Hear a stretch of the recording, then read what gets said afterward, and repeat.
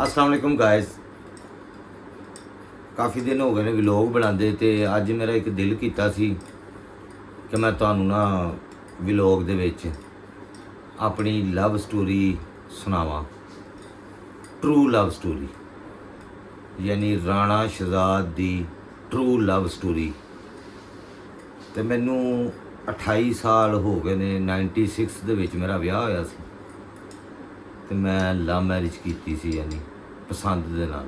उनदे लई मैनू यानी माँ नाल प्यो नाल भैन भरावां सारियां दे नाल यानी एक बड़ा मुश्किल उन्होंने मनाया विआह वास्ते, क्योंकि रिश्तेदारां दे विच तुहानूं पता फिर थोड़े जे मसले मसाइल भी हुंदे ने विआह दे। ते क्योंकि मेरी रिश्तेदार नानकियां चों मामा लगदा मेरी अम्मी दा भरा ते वो मेरे क्योंकि रिलेटिव ते इहदे नाल जी मैनू बचपन तो अच्छी लगदी सी। ते उस दौर दे विच ना ते मोबाइल हुंदे सी ते ना कोई खतो खताबत हुंदी सी। बस कुड़ियां मुंडे एक दूजे नूं ऐं करके अखां दे विच ही समझ गए हो ना। वो कुड़ी अगर तुहानूं वेख लिया ना एक तो दूजी वारी तो बंदा कहंदा सी लै भी ओके हो गया काम। तो मैनू लगा पता कि जी ये मेरे नाल मुहब्बत करदी है, तो मैनू लव हो गया जो मैं वड्डा हो गया। यानी उस दौरान काफ़ी साल बाहर रही दुबई, तब दुबईयों वापस आई तो मैं इन्हूं वेख्या तो मैं क्या यार हुण ना इहदे नाल मुहब्बत का इजहार कर देना चाहिए। पहली दफ़ा उदों कोई 20 साल उम्र होएगी, 19 साल। तो मैं हैं 19 साल ये 19 साल दी सी ते इक्को जिड्डे सी तकरीबन हम उम्र ही कज़न है।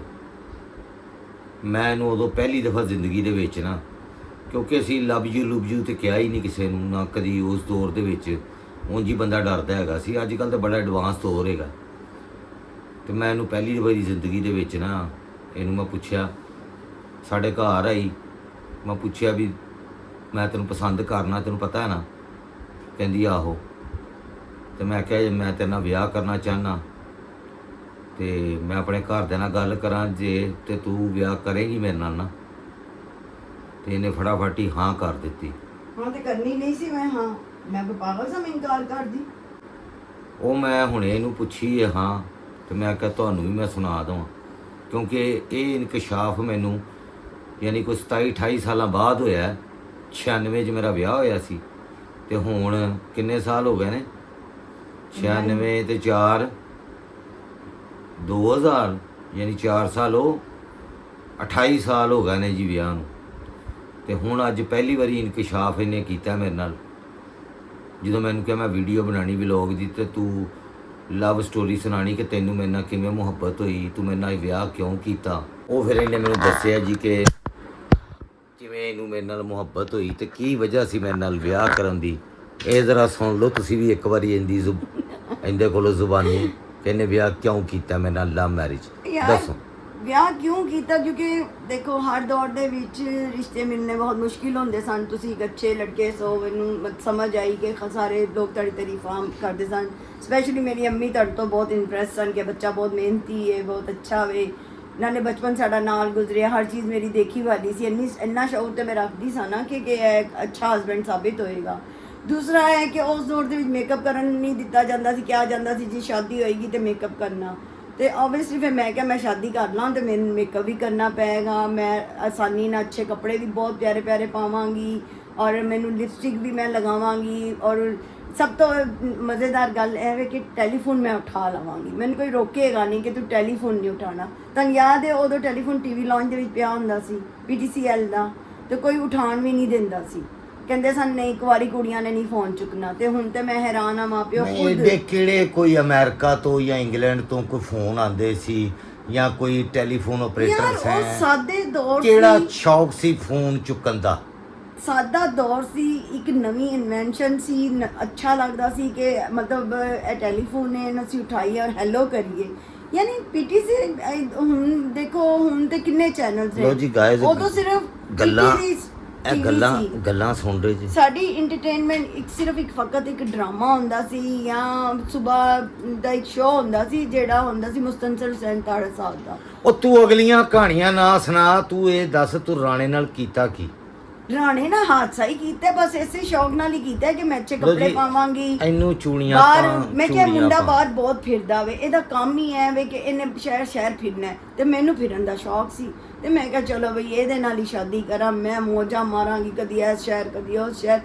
ਲੇਕਿਨ ਉਹ ਸਾਰਾ ਇੱਕ ख्वाब ਹੀ ਸੀ। ਮੇਰੇ ਸ਼ਾਦੀ ਤੋਂ ਬਾਅਦ ਕੋਈ ਸ਼ਹਿਰ ਨਹੀਂ, ਸਿਰਫ ਇੱਕੋ ਹੀ ਸ਼ਹਿਰ, ਲਾਹੌਰ ਸ਼ਹਿਰ, ਕੋਈ ਸ਼ਹਿਰ ਨਹੀਂ। ਲਓ ਜੀ ਤੁਸੀਂ ਇਹ ਸਟੋਰੀ ਸੁਣ ਲਈ। ਹਾਂ ਇਸ ਤਰ੍ਹਾਂ ਹਕੀਕਤ ਹੈ, ਮਤਲਬ ਉਸ ਤਰ੍ਹਾਂ ਦੀ story ਸਿਰਫ ਨਹੀਂ ਸੀ।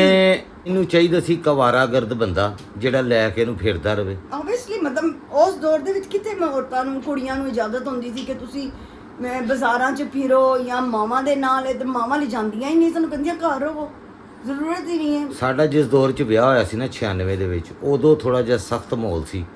ਇੱਕ ਤੇ ਇਕੱਲੇ ਕੁੜੀਆਂ ਮੁੰਡੇ ਪਾਰਕਾਂ ਦੇ ਵਿੱਚ ਕਿਤੇ ਜਾ ਨਹੀਂ ਸੀ ਸਕਦੇ। ਹੁਣ ਮੈਂ ਦੱਸਣ ਡਿਆ ਵਾਂ ਕਿ 96 ਦੇ ਜਦੋਂ ਸਾਡਾ ਵਿਆਹ ਹੋਇਆ ਨਾ, ਉਦੋਂ ਬੜਾ ਸਖਤ ਦੌਰ ਸੀ ਕਿ ਕੁੜੀਆਂ ਮੁੰਡੇ ਇਸ ਤਰ੍ਹਾਂ ਖੁੱਲ੍ਹੇਆਮ ਇਕੱਲਿਆਂ ਨਹੀਂ ਫਿਰ ਸਕਦੇ ਸੀ, ਬਲਕਿ ਈਵਨ ਭੈਣ ਭਰਾ ਵੀ ਕਈ ਦਫਾ ਆਉਂਦੇ ਹੁੰਦੇ ਸੀ, ਪੁਲਿਸ ਰੋਕਦੀ ਸੀ, ਉਹਨਾਂ ਨੂੰ ਪੁੱਛਗਿੱਛ ਕਰਦੀ ਸੀ, ਤਾਂ ਭੈਣ ਭਰਾ ਸ਼ਰਮਿੰਦਾ ਹੋ ਜਾਂਦੇ ਹੈਗੇ ਸੀ।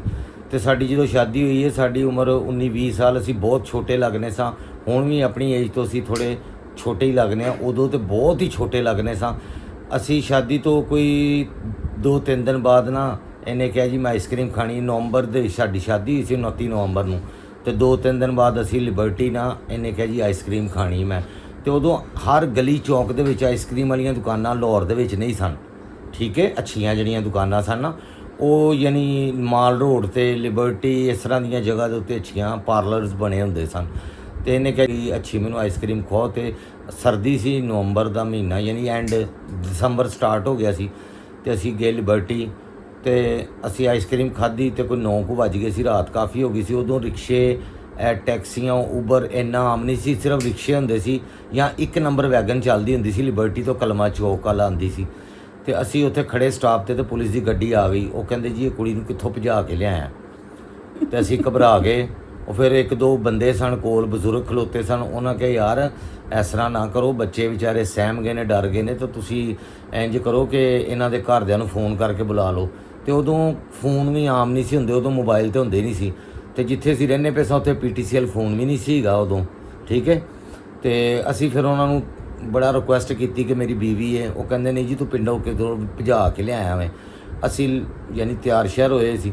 ਉਹ ਫਿਰ ਜੀ ਗੱਡੀ ਦੇ ਵਿੱਚ ਪੁਲਿਸ ਵਾਲਿਆਂ ਨੇ ਸਾਨੂੰ ਭਾਇਆ, ਹਾਂ ਫਿਰ ਸੰਕਾਰ ਘਰ ਲੈ ਕੇ ਗਏ। ਫਿਰ ਇਹਦੀ ਅੰਮੀ ਨੇ ਯਾਨੀ ਮੇਰੀ ਉਹ ਮਾਮੀ ਲੱਗਦੇ ਸੀ, ਉਹਨਾਂ ਨੇ ਕਿਹਾ ਜੀ ਕਿ ਮੇਰੀ ਧੀ ਹੈਗੀ ਹੈ ਤੇ ਮੇਰਾ ਜਵਾਈ ਹੈਗਾ ਵੇ। ਸਾਰੇ ਘਰ ਦੇ ਬਾਹਰ ਨਿਕਲ ਆਏ, ਮਹੱਲੇ ਵਾਲੇ ਆ ਗਏ।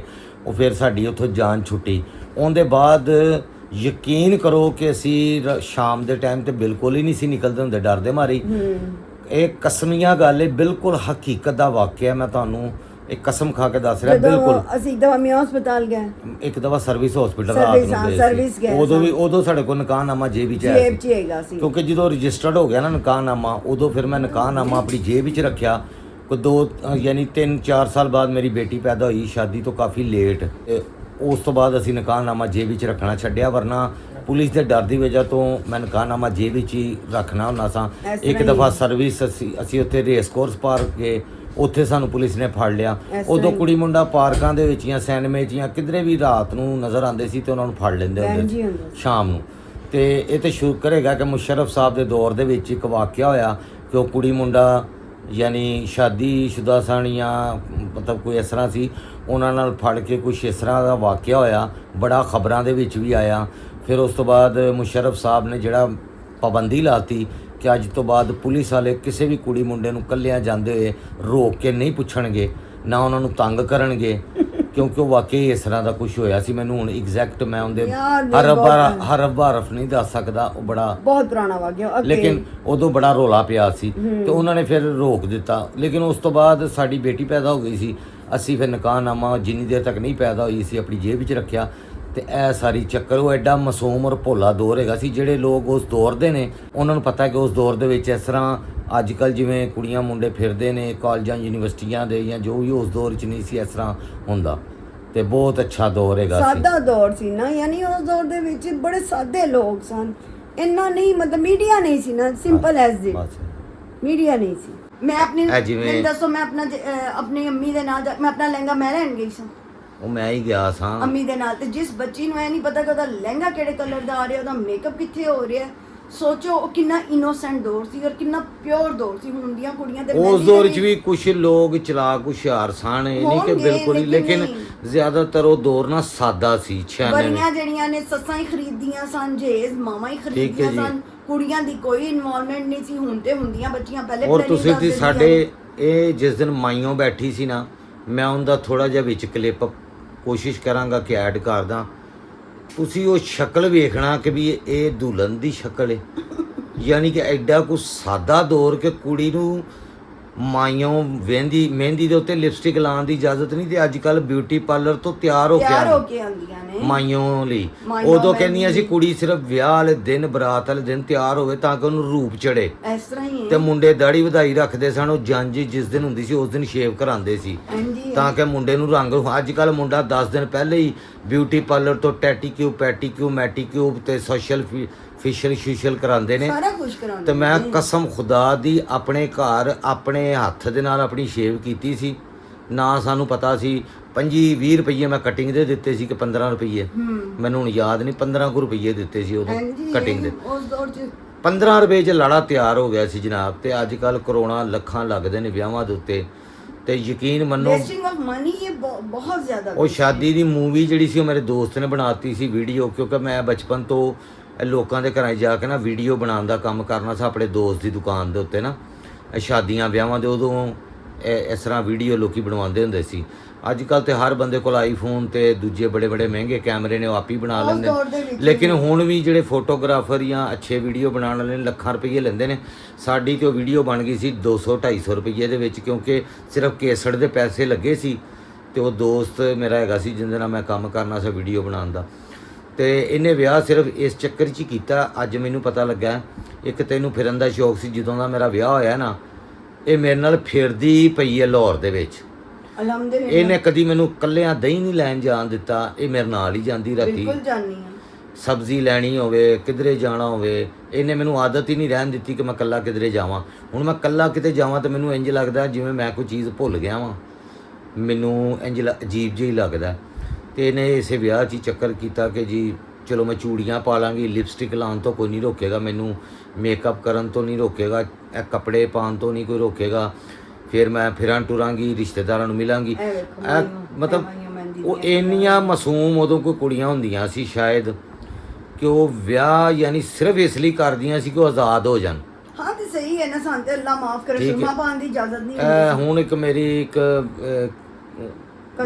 ਕਜ਼ਨ ਦੀ ਬੇਟੀ ਉਹਦਾ ਵਿਆਹ ਹੋਇਆ, ਤੇ ਉਹਦਾ ਮੈਂ ਉਹਨੂੰ ਐਵੇਂ ਪੁੱਛਿਆ ਤੇ ਉਹ ਮੈਨੂੰ ਕਹਿੰਦੀ ਹੈ ਮੈਂ ਇਸ ਲਈ ਵਿਆਹ ਕੀਤਾ ਕਿ ਮੈਂ ਨਾ ਇੱਥੇ ਸੋਫੇ ਤੇ ਸੌਂਦੀ ਆ ਤੇ ਚਲੋ ਮੈਨੂੰ ਡਬਲ ਬੈੱਡ ਮਿਲ ਜਾਏਗਾ। ਹਾਂ ਮੈਂ ਡਬਲ ਬੈੱਡ ਤੇ ਖੁੱਲੀ ਹੋ ਕੇ ਸੌ ਸਕਾਂਗੀ। ਬਿਲਕੁਲ। ਤੇ ਵਿਆਹ ਵਾਲੇ ਦਿਨ ਪਹਿਲੇ ਦਿਨ ਹੀ ਸ਼ਾਇਦ ਨਾ ਉਹ ਦੱਸਦੀ ਪਈ ਕਿ ਮੈਨੂੰ ਆਦਤ ਹੀ ਨਹੀਂ ਸੀਗੀ ਤੇ ਉਹ ਰਾਤੀ ਬੈੱਡ ਤੋਂ ਹੀ ਥੱਲੇ ਡਿੱਗ ਪਈ। ਇਹ ਹਾਲ ਹੈਗਾ ਬੱਚੀਆਂ ਦਾ, ਹਾਲੇ ਵੀ ਕਈ ਬੱਚੀਆਂ ਇਸ ਤਰ੍ਹਾਂ ਹੈਗੀਆਂ ਨੇ। ਤੇ ਇਹ ਰਾਣੇ ਦੀ ਜੀ ਟਰੂ ਸਟੋਰੀ ਹੈ। ਤੇ ਰਾਣਾ ਤੇ ਹੋ ਗਿਆ ਜੇ ਬਰਬਾਦ। ਮੇਰੀ ਲਵ ਸਟੋਰੀ ਤੇ ਵੜ ਗਈ ਭਾਂਡੇ ਦੇ ਵਿੱਚ ਰਾਣੇ ਦੀ। ਠੀਕ ਹੈ ਜੀ। ਬਹਿ ਜਾ ਰਾਣਾ, ਹੁਣ ਤੂੰ ਬੁੱਢੇ ਵਾਰੀ ਕਿਹੜੇ ਰੋਣੇ ਰੋਣਾ ਪਿਆ।